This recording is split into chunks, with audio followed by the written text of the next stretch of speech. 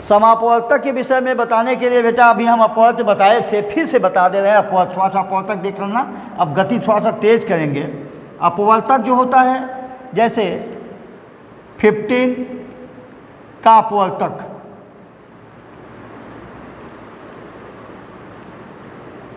ये 15 का अपवर्तक क्या है?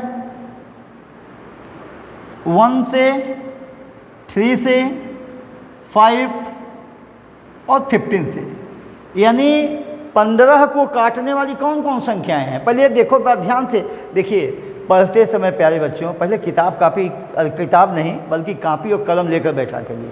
ये नहीं कि ये यूट्यूब पर देखें और ध्यान हटा, कहीं ध्यान चला जाए और हम पढ़ाई कर रहे हैं, ऐसे कभी नहीं कोई पढ़ पाता है। जब पढ़ाई करनी है तो आप एक कलम ले लीजिए, कापी ले लीजिए और इसके बाद बैठ जाइए और मन से देखिए, तब पढ़ाई होगी। इसमें देखिए 15 का अपवर्तक, 15 को काटने वाली कौन कौन संख्या है? 1 है, 3 है, 5 है, 15 है। मान लीजिए हम 15 और 20 का अपवर्तक निकाल रहे हैं, समापवर्तक, महत्तम समापवर्तक। पर तो सबसे पहले हम 15-20 का अपवर्तक निकालेंगे। सुन लो सवाल क्या है, यानी 15-20 का समापवर्तक निकालना है प्यारे बच्चे। 15, 15 और 20 का समापवर्तक निकालना है। तो सबसे पहले हम 15 और 20 का अपवर्तक तो निकालें। तो 15 का अपवर्तक हो गया 1, 3, 5, 15, और इसके बाद यहाँ 20 का हो गया 1 से 2, 3 से नहीं डिवाइड है। अब देखिए एक चीज़ और बता दें, समस्या ये है कि इसको पढ़ने के लिए ना एक विभाज्यता का नियम कक्षा 6 में है, कक्षा 5 और 6 में है। जब तक विभाज्यता का नियम हम नहीं जानेंगे ना, तो कोनो चीज़ को गति नहीं प्रदान कर सकते हैं। गति प्रदान करने के लिए एक हमारा चैप्टर रहेगा, विभाज्यता का नियम, मुश्किल से 10 मिनट का रहेगा। वो 10 मिनट में विभाज्यता का नियम बता देंगे ना, तो थोड़ा सा कोई गति आपकी बढ़ जाएगी। इसके विषय में ज़रा ध्यान से सुनिए। अब 20 है, 20 का अपवर्तक 1 है, 2 है, 4, 5, 10 और 20, यानी 15 का अपवर्तक, 15 का अपवर्तक ए है और 20 का अपवर्तक ए है। अब हम इसमें समापवर्तक खोजेंगे। जरा हिंदी सुन लो। सम अपवर्तक जो दोनों में है, उभयनिष्ठ है, सब में हो। अगर 2 है तो 2 में हो, अगर ऐसे ऐसे 3 है तो तीनों में हो, 4 है तो चारों में हो। अपवर्तक का मतलब, अब समापवर्तक शब्द जो है उभयनिष्ठ वाली बात आती है। तो यहाँ अब हम समापवर्तक खोजेंगे। समापवर्तक, समापवर्तक ये जिसे हम कॉमन फैक्टर बोलते हैं बेटा, कॉमन फैक्टर्स। अब यहाँ कौन ऐसा डिजिट है, अंक है कि 15 को भी काट रहा है और 20 को भी काट रहा है? तो 1, 1 दोनों में है, उभयनिष्ठ। 3 नहीं है, 5 है। इसके बाद कोई ऐसी संख्या नहीं है। तो ए हो गया समापवर्तक, यानी समापवर्तक 1 भी है और 5 भी है। लेकिन यही में हम जोड़ देंगे महत्तम, मैक्सिमम, महत्तम, महत्तम समापवर्तक, समापवर्तक, महत्तम समापवर्तक होगा। सबसे इसमें दोनों में महत्तम कौन है, मैक्सिमम कौन है? 5 है। तो महत्तम समापवर्तक जो हो जाएगा 5, यही आंसर हो गया। अब देखिए एक तरीका तो ये है, लेकिन हम इसको इसलिए बताए हैं प्यारे बच्चों कि अपवर्तक, अपवर्त, समापवर्तक, समापवर्त, ये सब चीज़ के विषय में जानकारी तुम्हें शब्दों का होना चाहिए। अगर शब्द का जानकारी नहीं है, पता लगा कि कुल सवाल हम लगाए, सब सवाल सर हम कुल सवाल सब सवाल लगा लिए हैं, लेकिन थोड़ा सा अगर लिखित में अंतर हो जाएगा तो आप सीधे चारों खाना चित्त हो जाएंगे। जब आपको एकदम कंठस्थ रहेगा, शब्दों का समावेश सही होगा प्यारे बच्चों। पहले शब्दों का समावेश जानना चाहिए। और पूरा मैथ में तो, हाई स्कूल तक मैथ में तक जोड़ा घटाना गुणा भाग है यार। इस सब सवाल में जोड़ा घटाना, गुणा भाग, भिन्न, दशमलव, यह सब मिलता है। लेकिन और चीज़ जानने के लिए थोड़ा सा आपको शब्द का समावेश होना चाहिए। और बिना शब्द का समावेश हुए चल 140 को लगे हम कक्षा 4 के विधि से उसका LCM निकाल लें, ये तो सब हो जाएगा, लेकिन इसके विषय में जानना परम आवश्यक है प्यारे बच्चों। और ये तो 5-10 मिनट या 15 मिनट का है, पहले इसको जान लीजिए और इसको जानने के बाद अगर ये जान जाएंगे तो भीतर की कुछ बातें भी अगर पूछी जाएगी तो आप उसके विषय में जान जाएंगे। अच्छा चलिए अब मेन टॉपिक पर चले हम। मेन टॉपिक का मतलब अब हम लसा मसा आप लोग जानते हैं, जैसे यहाँ है 15, 20 का लसा एलसीएम निकालने हैं। एलसीएम हो जाएगा 2, 15, ये तो हम अब इसके विषय में हम तेज़ी से बता रहे हैं, आप जान रहे हैं। 2 दहा में 20, अब यहाँ फिर 2 से नहीं कटेगा, 2 से तो 15, यहाँ 2 5 10। अब कौन ऐसी संख्या है जो 2 के बाद वाली संख्या दोनों को एक को विभाजित कर रही है या दोनों को विभाजित कर रही है? 3 5 15 और यहाँ 5 नहीं कटेगा, उतार देंगे। अब यहाँ पर प्यारे बच्चे ये 5 हो गया। अब ये तो यहाँ एलसीएम क्या हो गया? अभाज्य गुणनखंड। इसी यही एलसीएम जो होता है ये अभाज्य गुणनखंड विधि है। अभाज्य, अब इसके विषय में समझा दें। अभाज्य संख्या 2 है, 3 है, 2 है, 3 है, 5 है, इसीलिए इसको कहा जाता है कि अभाज्य गुणनखंड। ये अभाज्य गुणनखंड कर रहे हैं बेटा। अब देखिए 2 अभाज्य है, 2 अभाज्य है, 3 अभाज्य है, 5 अभाज्य है, तो एलसीएम क्या हो जाएगा अभाज्य गुणनखंड विधि द्वारा? 2 × 2 × 3 × 5 इक्वल टू 2 2 जा 4, अरे 2 दूनी के 4, 3 12 पंजे 60। ये इसका एलसीएम हो गया। ये तो आप लोग जानते हैं, अभी नहीं जानेंगे तो आप छोटे स्तर पर देख लीजिएगा। आगे स्थिति है, अब इसी का एचसीएफ निकालना है। एचसीएफ 15 और 20 का। अब एचसीएफ में प्यारे बच्चों ये देखा जाता है कि कौन ऐसी संख्या है जो दोनों को विभाजित करती है और सबसे बड़ी कौन है। सबसे पहले इन दोनों को विभाजित करने वाली कौन संख्या है? इन दोनों को विभाजित करने वाली संख्या 5 है। 5 5 3 15 5 6 के 20। अब ऐसी कोई संख्या नहीं है जो इन दोनों को विभाजित कर दे, अर्थात इसी जगह समाप्त हो जाता है। एचसीएफ में हाईएस्ट कॉमन फैक्टर्स, कौन ऐसी बड़ी सी बड़ी हाईएस्ट नंबर है जो दोनों को, तीनों को, पांचों को, सभी को विभाजित कर दे। यानी 5 एक ऐसी संख्या है जो 15 और 20 को विभाजित करती है और सबसे बड़ी है। 15 और 20 को काटने वाली सबसे बड़ी संख्या क्या है? 5 है। वही उसका एचसीएफ हो जाएगा। एक जनरल बात है। तो आइए, अब चूँकि किताब का स्तर इतना खराब हो गया है, अब क्या पढ़ाई किया जाए। यहाँ हो जाएगा इसका एचसीएफ इक्वल टू 5, इसका एलसीएम 60 और एचसीएफ 5। अब इस पर हम एक सवाल बता देते हैं तो उसमें से आप शायद सवाल कुछ समझ जाएंगे अपने आप, तब उसको हम सॉल्व कराते हैं। अब प्यारे बच्चों देखिए, सबसे पहले है कि निम्नलिखित संख्याओं को, अब देखिए, अब आपके कुछ बच्चे ये सोचते होंगे, कुछ बच्चे सोचते हैं कि सर हमारे किताब का सवाल लगा लें और किताब का सवाल लगा लें तो बस हम जग जीत जाएंगे, जबकि ऐसा कुछ भी नहीं होता है बेटा। पूरी किताब का सवाल लगाने वाला बच्चा अगर सही कॉपी जांच दी जाए तो वह 50% भी नहीं पाएगा, क्योंकि पढ़ाई करने के लिए, मैथ की पढ़ाई करने के लिए आपको पूर्ण रूप से परिभाषा से लेकर सारी चीज़, अंदरूनी चीज़ को जानना होगा। अब सवाल लगा लेने से थोड़ा नहीं हो जाएगा कि आप बहुत नंबर पा जाएंगे। अरे पता नहीं क्या पूछ देगा, क्या घुमा देगा बात। अब इसके लिए देखिए क्या होता है। अब चलिए हम एनसीईआरटी बुक से कुछ संबंधित आपका प्रश्नावली वाला प्रश्न को सॉल्व करते हैं। थोड़ा सा गति तेज रहेगी। देखिए, इसको मिटा देते हैं, इसको हम मिटा देते हैं, ये सब चीज़ें मिटा देते हैं। आइए,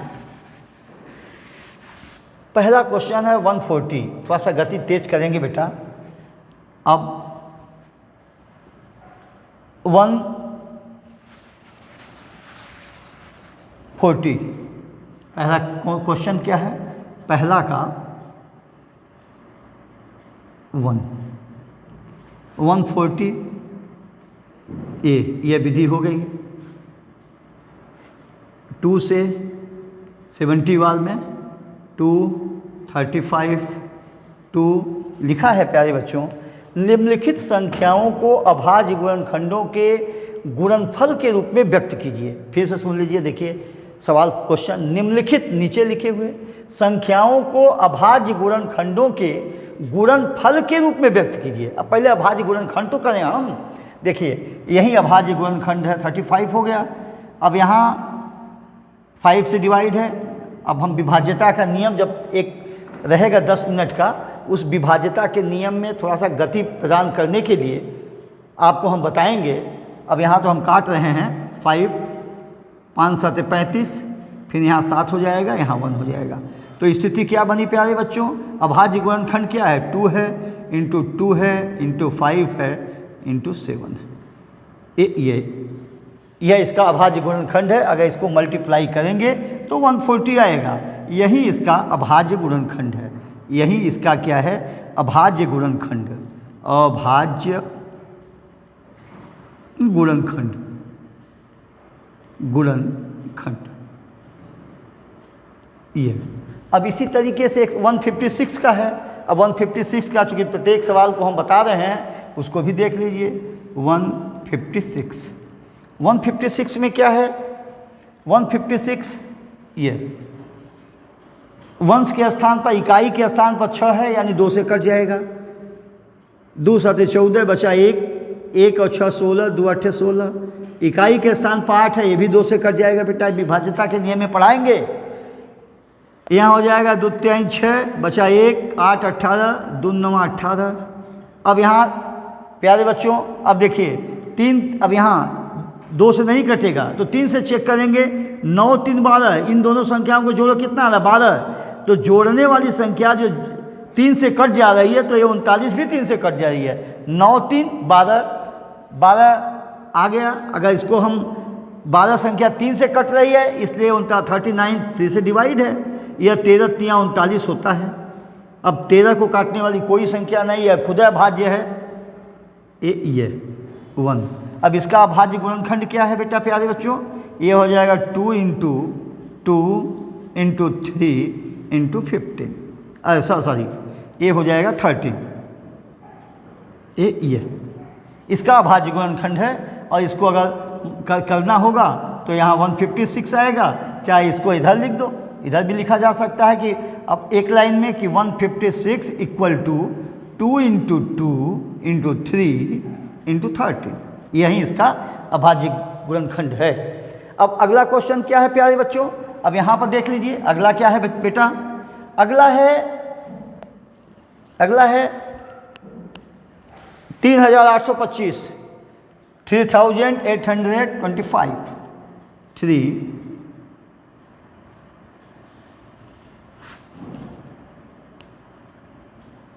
3825। प्यारे बच्चों, अब सबसे पहले देखा जाए कि यह इकाई के स्थान पर 5 है, यह 2 से नहीं कटेगा, डिविजिबल नहीं है। फिर देखेंगे 3। अब 3 के लिए जब विभाज्यता का नियम पढ़ाएंगे तो इस समय देख लो, एक अगर बहुत से बच्चे जानकारी है तो उनके लिए तो नहीं भाई, वो तो सब जानते हैं। 8 3 11, 11 2 13 5 18, 18 3 से कटेगा, इसलिए यह 3 से भी डिवाइड है। 3 1 कम में 3, 3 दूनी के 6, 2 और 2 22, 3 7 21, 1 बचा 5, 3 5 15।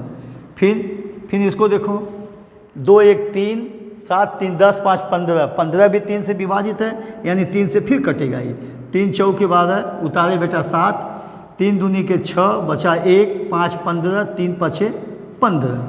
अब यहाँ 4 2 6 5 11। प्यारे बच्चों, यह 11 3 से नहीं कटेगा, इसलिए यह संख्या 425 3 से डिविजिबल नहीं है।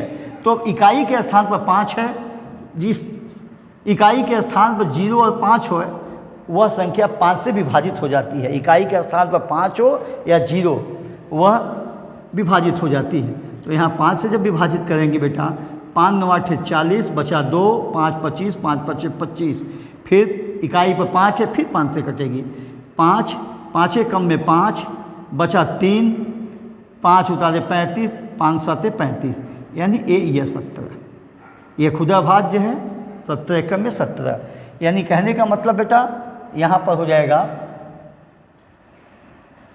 3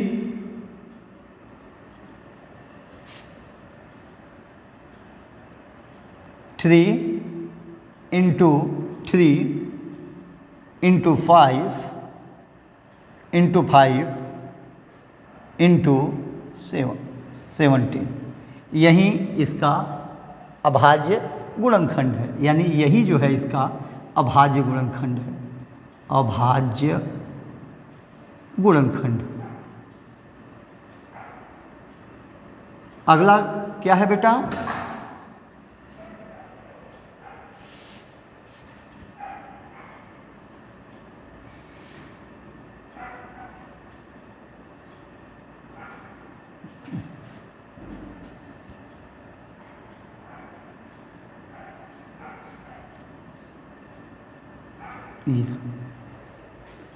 अब इसके लिए अगला क्वेश्चन है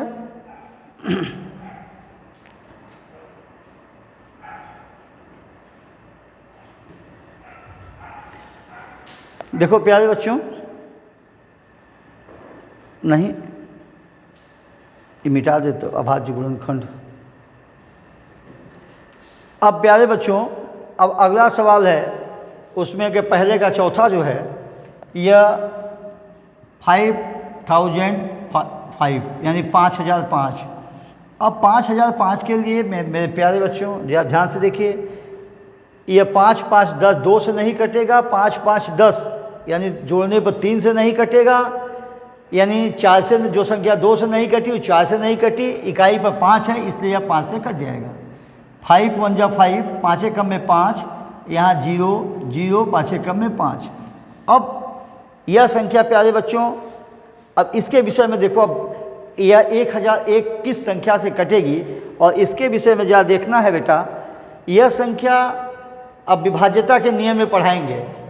देखिए यह न 1 से कट रही है, न 2 से कट रही है, न 4 से कट रही है, न 3 से कट रही है, न 5 से, और 6 से भी नहीं कटेगी। जो संख्या 2 और 3 से नहीं कटी वो 6 से नहीं कटेगी। अब इस पर 7 से चेक किया जाए। 7 से कटने वाली संख्या देखिए, इसका एक नियम है, यह 1 2 3 4 अंक की संख्या है और 4 अंक पहले स्थान और तीसरे दूसरे चौथे के जोड़ने पर विभाज्यता के नियम में बताएंगे। यह संख्या 7 से कट जा रही है। 7 एकम में 7, बचा 3 0 30 और 7 चौक 28, बचा 2 और 1, 7 त्रिक के 21। अब यहाँ देखिए यह संख्या 7 से नहीं कटेगी। अब देखिए पहले और तीसरे की संख्या, यहाँ पर देखिए पहले और तीसरा अंक 4 आ रहा, जोड़ने पा रहा है, और दूसरा अंक 4 आया है, दोनों का अंतर अगर 0 है तो यह संख्या 11 से कटती है। यह संख्या प्यारे बच्चों किससे कटेगी? 11 से। ये विभाज्यता के नियम में आपको विधिवत बताया जाएगा। 11 से कटेगी। कई बार में 11 एकम में 11, बचा 3 और 3 तो 11 3 33, यह 13 से कट जाएगी। अर्थात इसका अभाज्य गुणनखंड यानी 5005 का अभाज्य गुणनखंड बेटा यह 5 × 7 11 × 13, ये अभाज्य गुणनखंड हो गया। और अगला क्या है? अगला है 7429, 7429 के विषय में प्यारे बच्चों बता दें आपको। 7429 अब इसको काटने के लिए व्यवस्था देखिए, वहीं अब इसको अब विभाज्यता का नियम नहीं जान रहे हैं ना, तो आपको याद करना हो गया यहाँ। अब याद करने के लिए क्या है, यह संख्या डायरेक्ट कटेगी। इसको काटने के लिए बेटा प्यारे बच्चों इसको 17 से काट दिया जाए। डायरेक्ट 17 से कटेगी। 17 चौक 68, बचा यहाँ 6 और 2 मिला के 62 हो गया, और 17 3 51, 62 में से 51 घटेगा। हम भाग दे रहे हैं, कुछ कर नहीं रहे हैं, ये मन में हम भाग दे रहे हैं। 51 बचा 11 और 9 119, 17 7 119। अब देखिए 17 के बाद अब ये किससे कटेगा? यह संख्या 19 से कटेगी। 19 दूनी 38, बचा 5, उतारे 7, हो गया 57, 19 तिया 57। अब ये हो गया 23 से, अर्थात ये हो गया बेटा 1। अब इसका अभाज्य गुणनखंड 7429, 7429 का अभाज्य गुणनखंड विधि 17 × 19 × 23, यह इसका अभाज्य गुणनखंड है। यह अभाज्य गुणनखंड है। यह अभाज्य गुणनखंड है। ये इसका अभाज्य गुणनखंड है।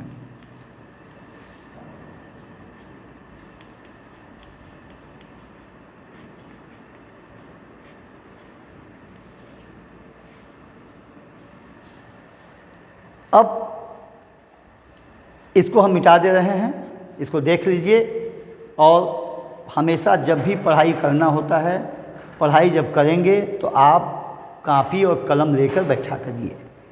कापी कलम लेकर बैठेंगे तो मन से पढ़ाई होगी, नहीं तो ऐसे ही देखते रहेंगे। जैसे आज डांस देखा जाता है, मारपीट देखा जाता है, वैसे ही देखेंगे इसको भी। अब आइए अगला क्वेश्चन बेटा है, देखिए प्रश्नावली भी मिट गया।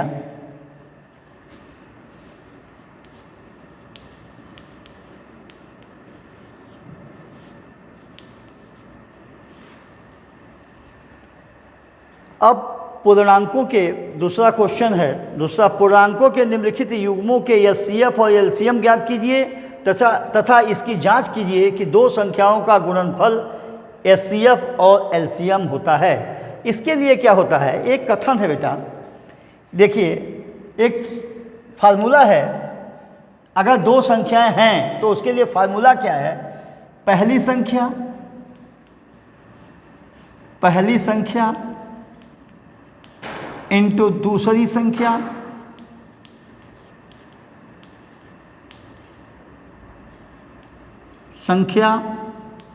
इक्वल टू दोनों संख्याओं का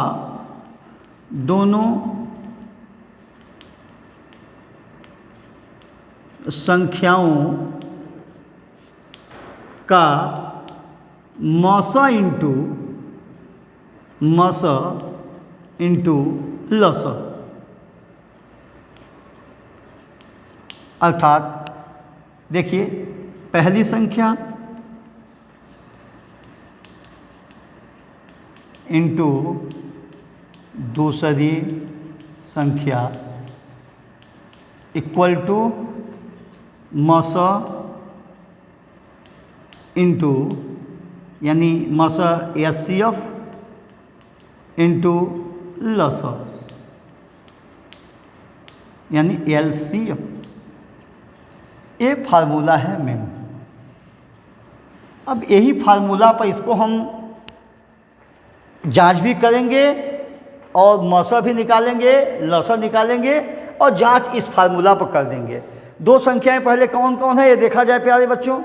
पहला है ये दूसरा क्वेश्चन का पहला पार्ट है, दूसरा का पहला है 26 और 91। पहले इसका एलसीएम निकाल लें। इसका एलसीएम 2 से डिवाइड है 13, 91।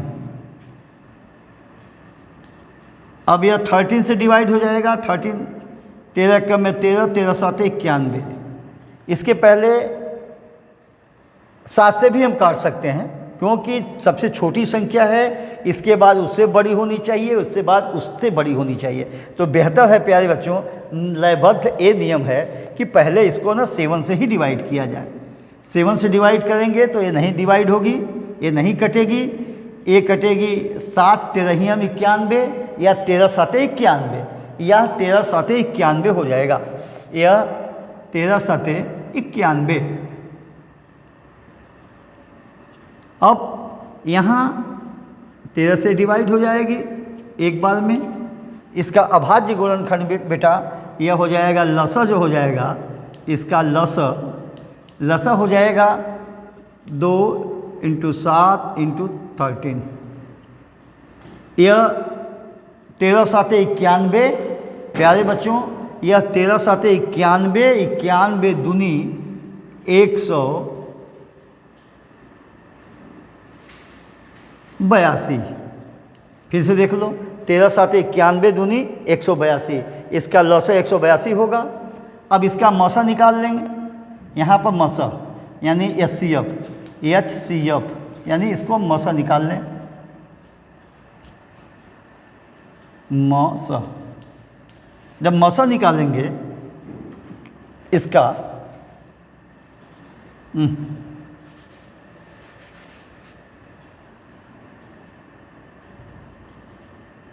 26 और 91। कौन ऐसी बड़ी से बड़ी संख्या है जो दोनों को डिवाइड कर रही है? इसमें ये 2 से कटेगी, ये नहीं कटेगी, यानी 13 एक ऐसी संख्या है। 7, देखिए 7 से 1 कटेगी, ये नहीं कटेगी, लेकिन 13 एक ऐसी संख्या है जो दोनों को डिवाइड कर देती है 13 साते 91। अर्थात इसका जो मसा है प्यारे बच्चों, इसका मसा जो है, मसा ये है HCF या इक्वल टू 13। अब यहाँ पर लिखा है कि पूर्णांकों के निम्नलिखित युग्मों, युग्म माने यही देखिए, युग्म माने जोड़ा, यानी पूर्णांक के 26 91, 510 92, 336 54, ये युग्म है। यह पूर्णांकों के निम्नलिखित युग्मों के HCF और LCM, इसका देखिए पहले सवाल का हम निकाले थे, HCF और यह है LCM, ज्ञात कीजिए तथा इसकी जांच कीजिए कि दोनों संख्याओं का गुणनफल इतना होता है। तो पहले देखिए इसी फार्मूला पर पहली संख्या कितना थी? 26। देखिए जांच, पहली संख्या कितना थी? 26। दूसरी संख्या कितनी थी? 91।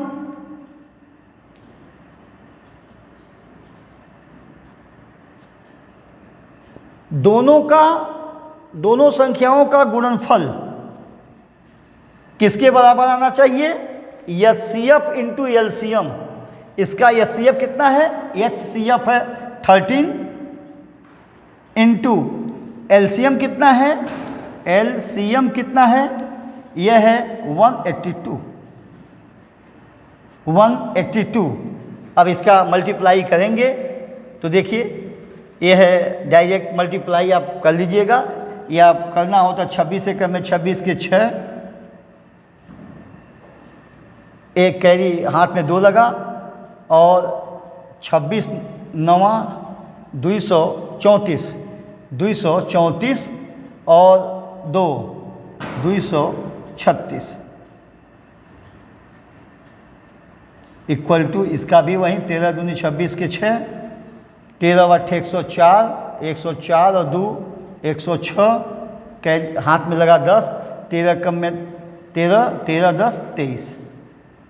ये यानी इस दोनों का गुणनफल करने पर भी 2366 आया, और दोनों का मसा इंटू लसा करने पर भी 2366 आया। यानी ये पहली संख्या है, यह पहला नंबर, फर्स्ट नंबर, इंटू यह सेकेंड नंबर, इक्वल टू यह है,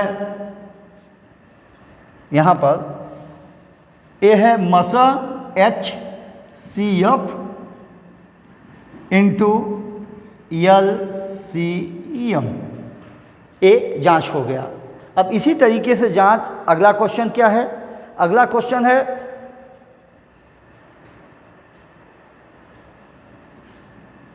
अब इसको मिटा दें हम, एक बार देख लीजिए। यहाँ पर एक फार्मूला है कि पहली संख्या इंटू दूसरी संख्या बराबर दोनों संख्याओं का मौसा इंटू लसा। यहाँ पर पहली संख्या 26 है, दूसरी संख्या 91 है, और मौसा बेटा हम निकाले हैं 13 और लसा निकाले हैं 128, यानी कि दोनों का मल्टीप्लाई पहली संख्या दूसरी संख्या में मल्टीप्लाई किए तो ऐसी स्थिति में 2366, और लसा इंटू मौसा या मौसा इंटू लसा किए तब भी 2366 आया। और ये कह क्या रहा है, पूर्णांकों के निम्नलिखित युग्मों के एचसीएफ और एलसीएम ज्ञात कीजिए। यहाँ ज्ञात कर दिया गया है, और जांच कीजिए कि दोनों संख्याओं का गुणनफल इतना होता है। यहाँ पर अब ये हो गया। अब अगला क्वेश्चन के लिए, अब इसको हम मिटा दें, अगला क्वेश्चन के लिए इसको रहने दें। ये है 510 और एक संख्या है 92। पहले दोनों का एलसीएम निकालें या एलसीएम।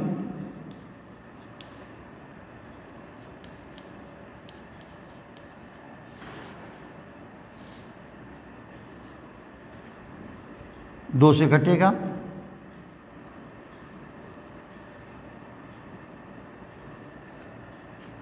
दो दूनी 4, 2 पाँचे 10 और 1 2 पाँचे 10, यहाँ हो जाएगा 46।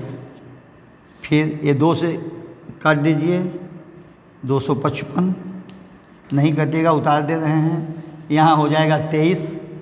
फिर अब यहाँ पर देखा जाए कौन ऐसी संख्या है, अब ये कितने से कटेगा, या डायरेक्ट 23 से कटेगा, अभाज्य है ही है।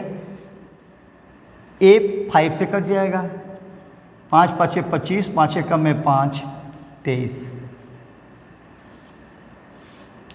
यहाँ 51 है, 51